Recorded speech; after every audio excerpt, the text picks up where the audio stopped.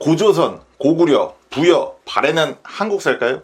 여긴 중국 영토에 있던 나라니까 중국 역사 아니야? 라고 보통 중국에서 일방적으로 주장을 하죠. 하지만 단연코 아닙니다.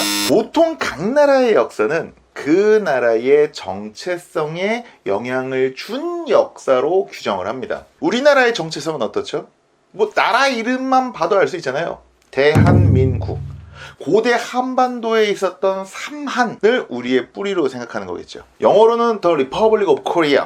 외국에서 우리를 코리아라고 부르는 이유는요, 10세기부터 14세기까지 한반도에 있었던 고려, 그리고 이 고려가 계승의식을 갖는 고구려가 우리의 조상이기 때문입니다. 몽골 제국의 쿠빌라이 칸이 고려의 태자가 자신을 찾아왔을 때 그 옛날 당태종도 굴복시킬 수 없었는데 그 나라의 태자가 왔으니 이건 하늘의 뜻이다 라고 하면서 아주 굉장히 기뻐했습니다. 그러니까 동북아시아에서 글로벌리하게 조선은 고려고 고려는 그냥 고구려라는 인식이 팽배합니다. 반대로 중국의 역사에서, 중국의 다수를 차지하는 한족의 역사에서 이 고구려는 어떤 의미를 지닐까요? 정체성에 영향을 줬을까요? 그냥 솔직히 말해서 굉장히 눈에 가시 같았던 이민족 국가였습니다. 물론 이민족이라고 그 나라 역사에 무조건 포함이 안 되는 건 아니에요.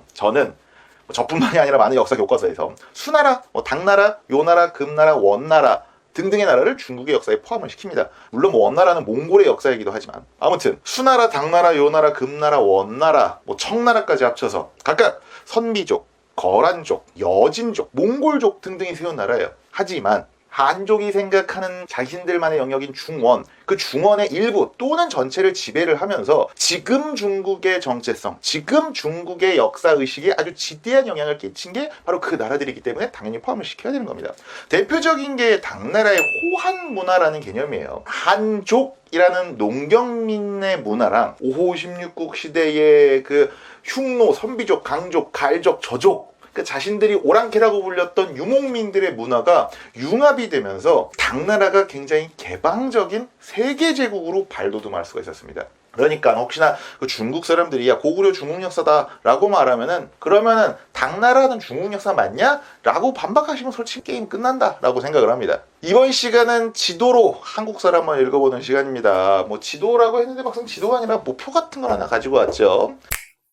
한국사를 어디부터 어디까지 볼 것이냐? 지금 우리의 정체성에 지대한 영향을 끼쳤던 나라들, 고조선과 삼한의 많은 나라들, 그리고 부여, 고구려, 백제, 신라, 발해, 고려, 조선을 다룰 겁니다. 이러한 설명을 바탕으로 해서 우리 민족의 정체성을 지도로 한번 알아보는 시간을 가져보도록 하겠습니다.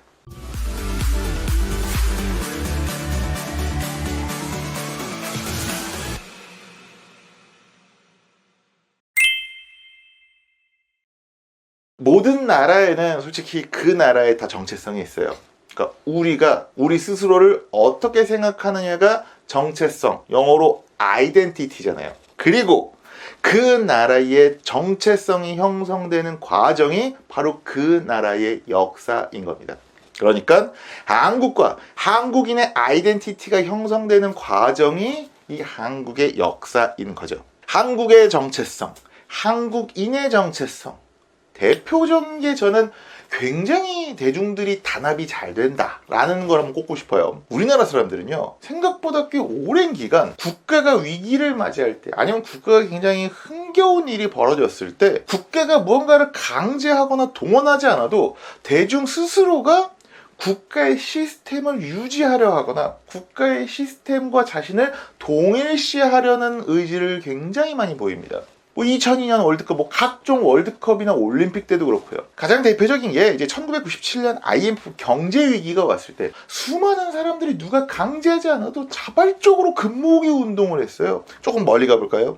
지금으로부터 한 400여 년 전 일본이 조선을 침공했을 때 조선의 양반과 백성들은 신분과 상관없이 임금님이 수도를 버리고 도망가는 와중에도 이 나라 그리고 우리 이웃을 지키려고 의병을 일으켜서 일본군이랑 싸웠습니다. 또 다른 특징을 말해볼까요? 또 다른 특징, 약간 부정적인 것만 말씀드려볼까요? 외교의 영향력이 굉장히 크다는 거. 우리나라는요, 외교 관계, 특히나 강대 국가의 외교적인 관계가 국내 정치를 가르는 중요한 이슈가 됩니다. 지금도 친중이냐 친미냐, 친일이냐 친북이냐가 국내 정치 세력, 주요한 1당, 2당의 아주 중요한 아젠다로 꼽히지 않습니까? 자기들이 자발적으로 그렇게 생각을 하건 다른 사람들이 그렇게 생각을 하건. 이게 대한민국만 그런 게 아니죠. 고려는 송나라와 유목제국 사이의 외교, 조선은 원나라와 명나라, 그리고 명나라와 청나라 사이의 외교가 국내 정치에서 굉장히 중요하게 다뤄진 이슈였습니다. 그리고 그 이슈 때문에 국론이 분열되고 국내에서의 갈등이 굉장히 커지는 특성도 보여줬죠. 그리고 그 질문에 대한 답이 바로 이 한국의 역사에 담겨 있는 겁니다. 민족, 네이션이라는 개념이 생각보다 그 오래된 개념이 아니에요. 이게 프랑스 대혁명 때 유럽에 퍼지기 시작한 개념이거든요. 200년 정도밖에 안 된 거예요. 민족 또는 내셔널리즘이라는 단어 자체가 얼마 되지는 않았지만은 동북아시아, 특히나 이제 한국에서는 이 개념이 형성된 게 한 1000년 정도 됐다라고 저는 생각을 합니다. 외국의 학자들도요, 한국의 역사를 분석할 때 가장 먼저 거론된 특징 중에 하나가 왕조의 수명이 굉장히 길다라는 걸 꼽거든요. 조선 왕조 500년, 고려 왕조 500년, 통일 왕조만 1000년 가까이 갑니다. 조선이랑 고려만 그러냐? 아니에요. 신라 1000년 가까이 가고요. 고구려 백제 짧게 봐도 한 600년 갑니다. 그리고 여기에 지금 안 써 있는데 가야도 한 500년 정도 가요. 그러면 일본은 천황의 나라로 한 2000년 갔잖아. 이제 그걸 이제 만세일계라고 하거든요. 아주 만세 동안 하나의 계통으로 이루어졌다라고 하는 건데, 사실 일본 왕실은 언제부턴가 굉장히 그 상징적이면서 뭔가 무속적인 어떤 토속 신앙적인 존재로 전락이 됐죠. 사실상 일본에서의 왕조나 어떤 국가의 체제 변화는 막부 바쿠후로 이제 구분을 해야 되는 게 맞습니다. 중국을 보면, 중국이 이제 신화나 역사가 섞인 시대, 상고 시대라고도 불리고, 하나라, 상나라, 주나라 시대를 제외하고 나면은 그나마 한나라가 한 400년 정도 갔거든요. 물론 중간에 잠깐 망했다 다시 부활하는 거지만, 통일 왕조라고 해도 막상 300년 이상 간 나라가 거의 없습니다. 유럽은 더해요. 영국의 플랜테저넷 왕조가 그나마 200년 좀 넘고요. 하노버 왕조 190년, 스튜어트 왕조 한 100년 좀 넘고, 튜더 왕조 한 100년 넘고, 프랑스는 카페 왕조가 한 300년 넘게 갔지, 부르봉 왕조 200년, 발로아 왕조 한 260년 이 정도 다 간 거예요. 심지어요, 왕조 교체도 비교적 평화롭게 이루어집니다. 그러니까 다른 나라에 비해 평화롭게 이루어져요. 고려에서 조선으로 넘어갈 때 태조 이성계가 즉위할 때 걸렸던 시간 반나절이면 됐습니다. 물론 그 전에 준비 기간이 필요했죠. 그런데 위화도 회군이라는 쿠데타가 1388년에 일어나고요. 조선 건국은 1392년에 일어나요. 500년이 지속된 왕조가 교체되는데 걸리는 시간이 딱 4년 걸린 겁니다. 신라에서 고려로 넘어가는 과정도 한번 볼게요.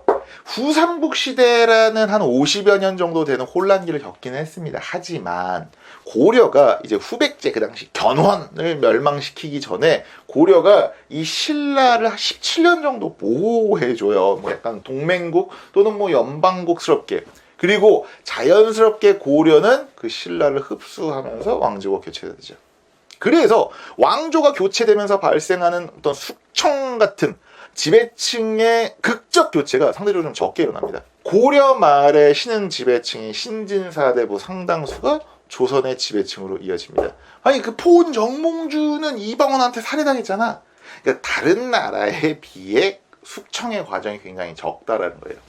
신라의 삼국 통일을 주도했던 유명한 장군이죠. 김유신이 어디 출신이냐면요, 가야 왕족 출신입니다. 그런데 김유신은 신라의 진골 귀족이에요. 뭐야? 가야의 왕족이 신라의 노예로 전락하는 게 아니라 상위 귀족인 진골로 흡수된 거잖아요. 상대적으로 길게 지속된 왕조, 그리고 상대적으로 평화롭게 교체된 정치 세력들, 이런 한국사의 가장 큰 특징을 지리적으로 해석할 수 있을까요?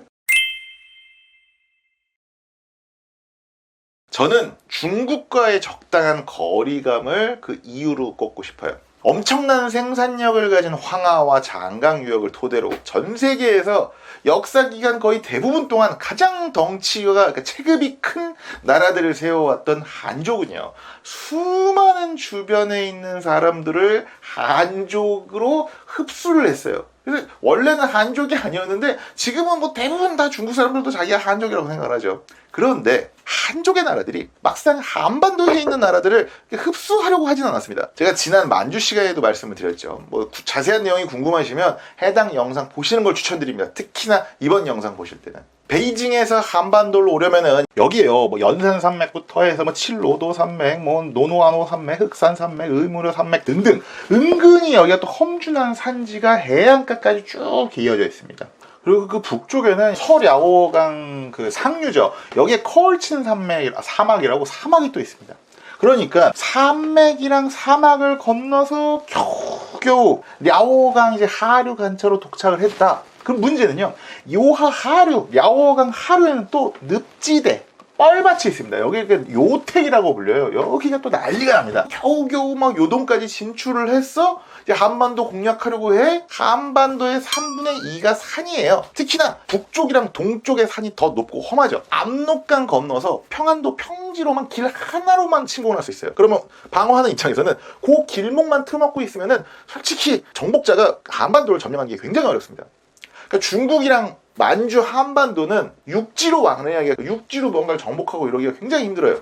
그래서 수나라, 당나라가 고구려한테 판판이 깨진 데에는 이런 지리적인 이유가 있는 겁니다. 그렇다고 한반도가 엄청 뭐 매력적인 땅이냐? 아까 말씀드렸죠. 한반도의 3분의 2가 산지예요.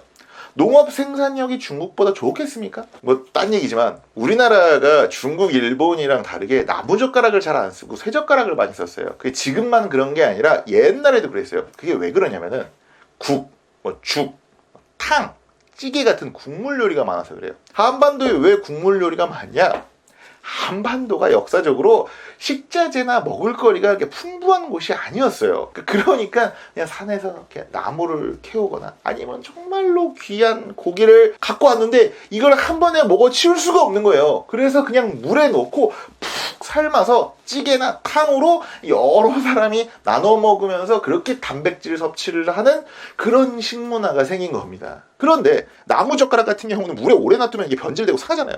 그래서 물에 강한, 습기에 강한 쇠젓가락을 많이 썼어요. 중국이랑 일본은 나무젓가락 많이 쓰죠.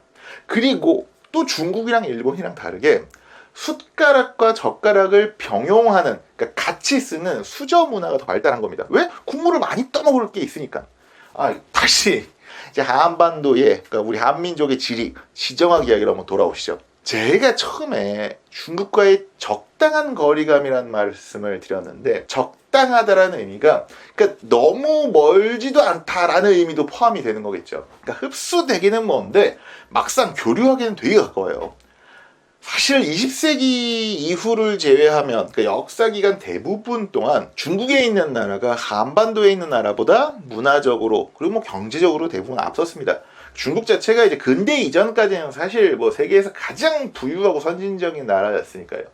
그래서 우리의 조상들은 뭐 유교, 불교, 뭐 율령 같은 어떤 통치 시스템이라든지 뭐 종교라든지 사상 같은 거를 중국에서 수입을 해왔어요. 고조선은 뭐 춘추 전국 시대 연나라에서, 그리고 뭐 고구려는 뭐 남북조 시대 북조, 그리고 백제는 뭐 남쪽의 왕조, 신라는 나중에 이제 한강 유역 차지하고 당나라에서, 고려는 송나라에서, 조선은 뭐 명나라나 청나라에서 선진 문물을 받아들입니다. 이렇게 적당한 거리에서 선진 문물을 빠르게 흡수하고 빠르게 나라를 안정화시킬 수 있었던 거죠. 그 덕분에 우리는 왕조 자체가 상대적으로 길게 이어지고 우리 스스로를 같은 민족이다 라고 인식되는 정체성이 굉장히 빠르게 나타난 겁니다.